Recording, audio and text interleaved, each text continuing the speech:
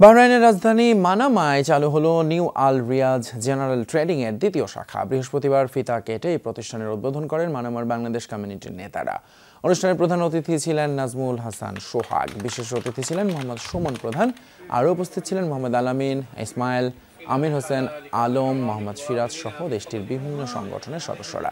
অনুষ্ঠানে আগত অতিথিদের প্রতি কৃতজ্ঞতা প্রকাশ করেন প্রতিষ্ঠানটির স্বত্বাধিকারী মোহাম্মদ রিয়াজ খান। দোয়া মাহফিল অতিথি আপ্যায়নের মাধ্যমে শেষ হয় অনুষ্ঠান। আমার প্রতিষ্ঠানে আপনার দেশে যাওয়ার জন্য যা চাইবেন সবই আছে। ট্রলি ব্যাগ হইতে, ডাইপোড হইতে, কসমেটিক, গড়ে, পারফিউম সব আইটেম আছে। আসে আপনার চেক করেন, রেট চেক করেন, রেট যদি সস্তা পান, ভালো পান, নিয়ে যাবেন। বাংলাদেশে বাহরাইনে প্রবাসী ভাইদের প্রতি আহ্বান থাকবে, যেহেতু এটা বাংলাদেশি প্রতিষ্ঠান, আর এইখানে আপনারা পাবেন যেগুলো হলো যে গড়ি, ইলেকট্রনিক্স সামগ্রী এবং কি এখানে কসমেটিক সামগ্রী আছে।